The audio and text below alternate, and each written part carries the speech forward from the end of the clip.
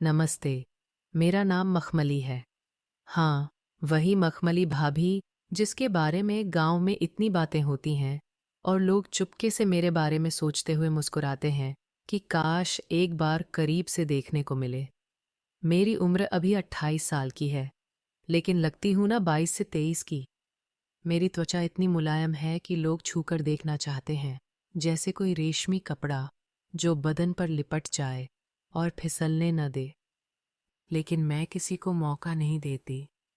मेरी आंखें बड़ी बड़ी हैं, होंठ गुलाबी, और जब मैं हंसती हूँ तो गालों पर डिंपल पड़ जाते हैं, जो देखने वाले को लगता है कि ये डिंपल छूने से और गहरे हो जाएंगे। मेरी कमर पतली है, लेकिन जहाँ ज़रूरत है वहाँ सब कुछ भरा भरा सा है। समझ गए ना? वो जगहें जो हल्के स्पर्श से ही कंपा दें। मैं गांव में रहती हूँ, लेकिन शहर की तरह स्टाइलिश हूँ। मेरे पति शहर में नौकरी करते हैं, इसलिए घर पर अकेली ही रहती हूँ ज़्यादा।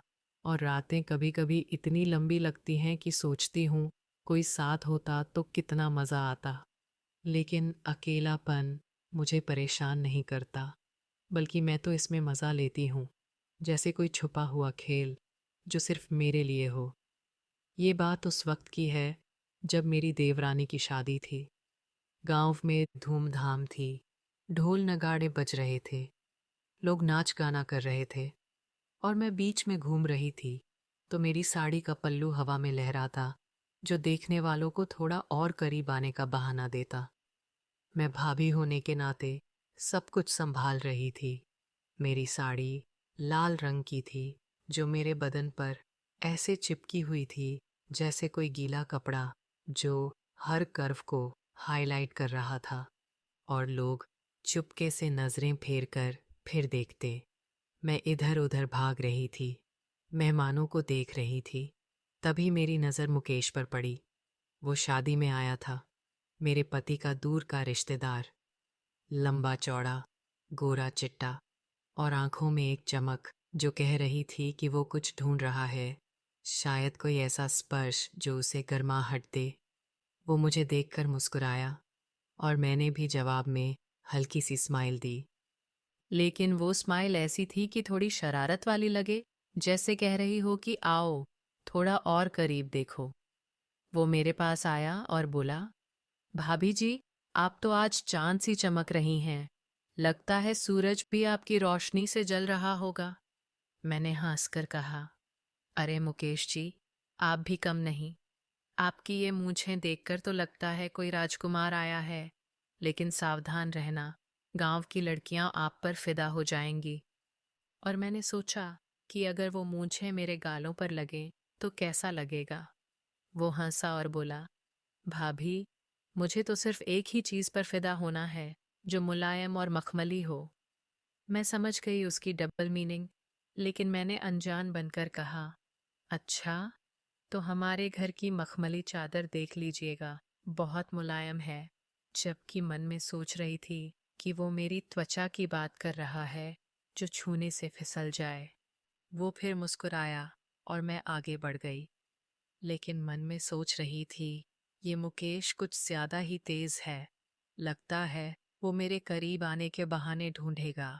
शादी का पहला दिन खत्म हुआ, लेकिन मुकेश की बातें मेरे दिमाग में घूम रही थीं, जैसे कोई गर्म हवा जो बदन को सहला रही हो। अगले दिन सुबह मैं घर के आंगन में झाड़ू लगा रही थी। गांव का घर है ना, सब कुछ खुद ही करना पड़ता है।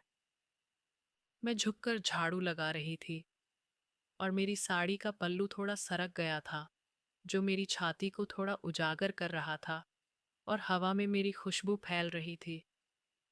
तभी मुकेश आ गया, हाथ में चाय का कप लेकर। बोला, भाभी, ये चाय मैंने आपके लिए बनाई है, गरम गरम, जैसे आपकी मुस्कान। और उसकी नज़रें मेरे सरके हुए पल्लू पर रुक गईं। मैंने कप लिया और कहा, वाह मुकेश जी, आप तो चाय भी ऐसी बनाते हैं जो जीभ जलाने वाली हो। लेकिन सावधान, ज्यादा गर्म चीजें नुकसान पहुंचाती हैं। लेकिन मैंने सोचा, कि कभी कभी वो जलन मीठी भी लगती है।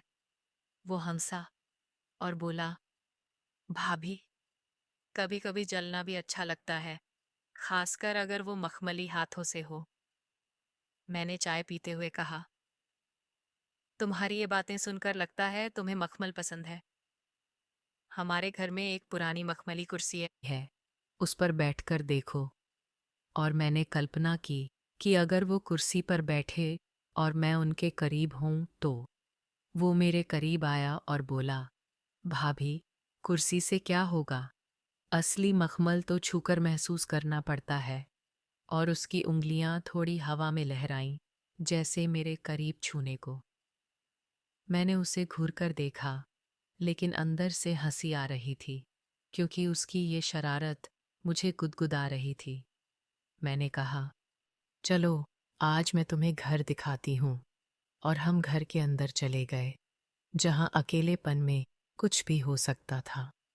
घर में मैं उसे कमरे दिखा रही थी। एक कमरे में पुरानी अलमारी थी, जिसमें मेरी कुछ पुरानी साड़ियाँ रखी थीं, जो कभी-कभी मेरे बदन की याद दिलाती हैं। मैंने एक मखमली साड़ी निकाली और बोली, देखो मुकेश, ये मखमली साड़ी है। छूकर देखो कितनी मुलायम। और मैंने उसे पकड़ाया, तो मेरे हाथ की गर्मी उसमें ट्रांसफ़र हो गई। वो छूने लगा, लेकिन उसकी उंगलियां साड़ी से ज़्यादा मेरे हाथ की तरफ जा रही थीं, जैसे धीरे से सहलाने को। मैंने हाथ पीछे खींच लिया और कहा, बस छूकर देखो, ज़्यादा दबाओ मत, फट जाएगी। लेकिन मन में सोच रही थी कि दबाने से क्या होगा। वो बोला, भाभी, फटने से डर लगता है क्या? कभी कभी फटना भी ज़रूरी होता है, नई शुरुआत के लिए। और उसकी आंखों में वो चमक थी, जो कह रही थी कि वो फटने की बात कुछ और समझ रहा है। मैं समझ गई उसकी बात, लेकिन मैंने टाल दिया। मैंने कहा, चलो, अब किचन में चलते हैं। मैं तुम्हें कुछ स्पेशल बनाती हूँ, जहाँ गर्मी और भी ज़्यादा हो सकती थी। किचन में मैं आटा गूंथ रही थी। आटा गूंथते वक्त मेरे हाथ चिपचिपे हो गए थे और पसीना मेरी गर्दन पर बह रहा था। मुकेश बोला, भाभी, आपके हाथ कितने नरम लग रहे हैं। लगता है आटा भी आपके स्पर्श से खुश हो रहा है। और उसकी नज़रें मेरे हाथों से नीचे सरक रही थीं। मैंने कहा, हाँ, लेकिन आटा गूंथना आसान नहीं, इसमें ताकत लगती है। तुम ट्राई करो। और मैंने उसे बुलाया, तो हमारा बदन थोड़ा टच हो गया। वो मेरे पास आया और आटा गूंथने लगा, लेकिन उसका हाथ मेरे हाथ से टच हो रहा था, जैसे जानबूझकर दबा रहा हो। मैंने कहा, सावधान मुकेश, ज्यादा जोर मत लगाओ, आटा बिखर जाएगा। लेकिन वो जोर ऐसी जगह लगता जो मुझे कंपा दे। वो बोला, भाभी, कभी कभी बिखरना भी मजेदार होता है, फिर जोड़ना पड़ता है ना। और हमारी आंखें मिली तो लगा कुछ और बिखर सकता है। हम दोनों हंस पड़े, लेकिन मैंने बात बदल दी। मैंने कहा, अब रोटी बनाते हैं। और हमने साथ मिलकर रोटियां बनाई। वो रोटी बेल रहा था और मैं तवे पर सेंक रही थी, जहां गर्मी से मेरी सांसें तेज हो रही थीं। हर रोटी पर वो कहता, भाभी, ये रोटी आपकी तरह गोल और परफेक्ट है। और मैं सोचती कि वो मेरी बॉडी की बात कर रहा है। मैं कहती, तुम भी कम नहीं, तुम्हारी बेली हुई रोटी देखकर लगता है तुम्हें अच्छी पकड़ है, जैसे किसी चीज पर मजबूत पकड़। दोपहर हो गई और शादी की तैयारी फिर शुरू। मैं मेहंदी लगवा रही थी। मुकेश मेरे पास बैठा था, मेहंदी वाली लड़की से कह रहा था, बहन जी, भाभी के हाथों पर ऐसा डिजाइन बनाओ जो मखमली फूल जैसा लगे। और उसकी नजरें मेरे हाथों से ऊपर की तरफ जा रही थीं। मैंने कहा, मुकेश, तुम्हें फूल पसंद है? हमारे बगीचे में जाओ, वहां असली फूल हैं। लेकिन मैं जानती थी वो मेरे बदन के फूलों की बात कर रहा है। वो बोला, भाभी, असली फूल तो आपके चेहरे पर खिले हैं, और नीचे देखते हुए जैसे और जगहों पर भी। मेहंदी लगते वक्त मेरी उंगलियां थोड़ी कांप रही थीं, क्योंकि मुकेश की नजरें मुझ पर टिकी थीं, जो मुझे अंदर से गर्म कर रही थीं। मैंने कहा, तुम जाओ, मेहंदी सूखने दो। लेकिन वो नहीं गया, बैठा रहा और बातें करता रहा, जैसे मेरे करीब रहकर मजा ले रहा हो। वो बोला, भाभी, मेहंदी का रंग कितना गहरा होगा? जितना गहरा, उतना प्यार। और मैं सोचती कि गहराई में क्या क्या छुपा है। मैंने कहा, प्यार तो दिल से होता है मुकेश, रंग से नहीं। लेकिन तुम्हारी बातें सुनकर लगता है तुम्हें रंग पसंद है, जैसे मेरे बदन का रंग। हमारी ये बातें जारी रहीं और शाम हो गई, जहां अंधेरा और भी शरारतें छुपा सकता था। शाम को बारात आने वाली थी। मैं तैयार हो रही थी। मेरी साड़ी का ब्लाउज थोड़ा टाइट था। मैं उसे एडजस्ट कर रही थी और वो एडजस्टमेंट से मेरी छाती ऊपर नीचे हो रही थी। तभी मुकेश कमरे में आ गया, बोला, भाभी, मदद चाहिए। और उसकी आंखें मेरे ब्लाउज पर अटक गईं। मैंने कहा, नहीं मुकेश, मैं खुद कर लूंगी। लेकिन तुम्हारी ये मदद वाली बातें सुनकर लगता है तुम बहुत हेल्पफुल हो, जैसे किसी चीज को पकड़कर एडजस्ट करने में। वो बोला, हाँ भाभी, जहाँ जरूरत हो वहाँ मदद कर देता हूँ, खासकर अगर वो मखमली हो। और उसकी आवाज में वो गर्मी थी जो मुझे छू रही थी। मैंने हंसकर कहा, चलो बाहर चलते हैं, बारात आ गई होगी। बाहर बारात आई, नाच गाना शुरू। मुकेश मेरे साथ डांस करने लगा। गांव का डांस है ना, हाथ पकड़कर घूमना।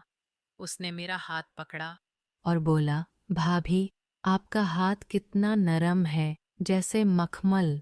मैंने कहा, तुम्हारा हाथ भी मजबूत है मुकेश, लगता है तुम अच्छे से पकड़ते हो। डांस करते वक्त हम करीब आते जाते, लेकिन मैं सावधान रहती। वो बोला, भाभी, डांस में कभी कभी गिरना पड़ता है, तब कोई उठाता है।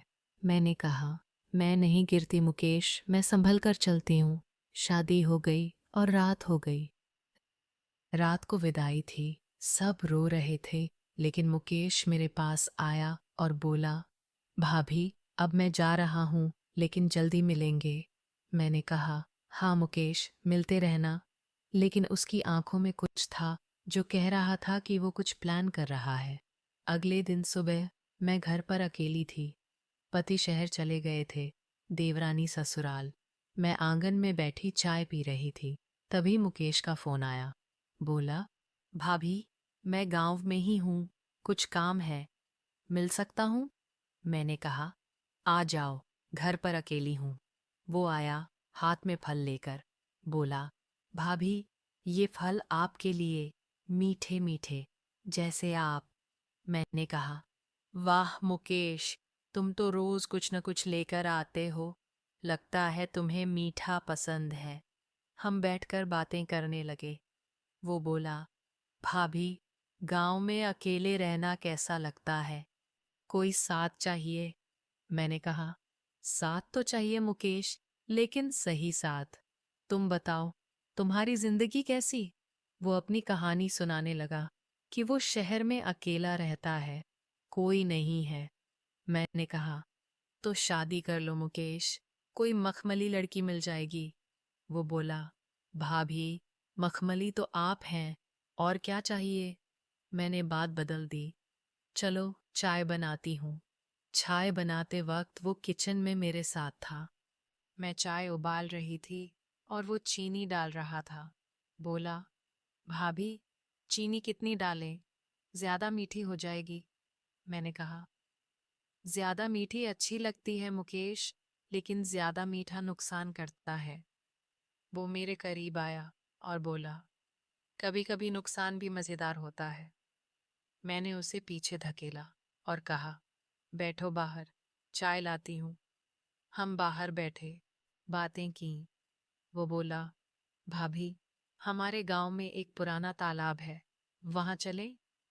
मैंने कहा, क्यों मुकेश, तालाब में क्या है? वो बोला, वहां शांति है और पानी इतना साफ कि नीचे की चीजें दिखती हैं। मैं सोच में पड़ गई, लेकिन मना नहीं किया। मैंने कहा, ठीक है, शाम को चलते हैं। दिन भर मैं घर के काम करती रही, लेकिन मन में मुकेश की बातें घूम रही थीं। शाम को हम तालाब गए। तालाब के किनारे बैठे पानी में पत्थर फेंक रहे थे। वो बोला, भाभी, पानी में डुबकी लगाएं? मैंने कहा, नहीं मुकेश, मैं तो बस देखती हूँ, लेकिन तुम लगाओ, मैं देखूंगी। वो हंसा और बोला, देखना भी अच्छा है, लेकिन छूना बेहतर। मैंने कहा, छूना खतरनाक होता है मुकेश, पानी गहरा है। हम वहां घंटों बैठे रहे। सूरज ढल गया। अगले दिन मुकेश फिर आया। इस बार हाथ में एक किताब थी। बोला, भाभी, ये किताब आपके लिए, प्यार की कहानियां हैं। मैंने कहा, प्यार की कहानियां तुम्हें पसंद हैं? वो बोला, हाँ भाभी, खासकर वो जिनमें मखमली स्पर्श हो। मैंने किताब ली और पढ़ने लगी। एक कहानी पढ़ी जिसमें हीरो हीरोइन को छूता है। मुकेश बोला, कैसी लगी? मैंने कहा, अच्छी, लेकिन कहानी में ज्यादा छूना है, रियल लाइफ में ऐसा नहीं होता। वो बोला, क्यों नहीं भाभी, ट्राई करके देखें। मैंने मना किया और कहा, चलो कुछ और करते हैं। हमारे घर के पीछे बगीचा है, वहां चलते हैं। बगीचे में हम फूल तोड़ रहे थे। वो एक फूल मुझे देता और बोला, ये फूल आपकी तरह नाजुक है। मैं कहती, लेकिन फूल तोड़ने से दर्द होता है मुकेश। वो बोला, दर्द में भी मजा है भाभी। हम बगीचे में घूमते रहे, फल तोड़े, खाए। मुकेश एक आम तोड़कर मुझे देता। बोला, चूस कर खाओ भाभी, रस निकलेगा। मैंने कहा, तुम भी खाओ, देखो कितना रसीला है।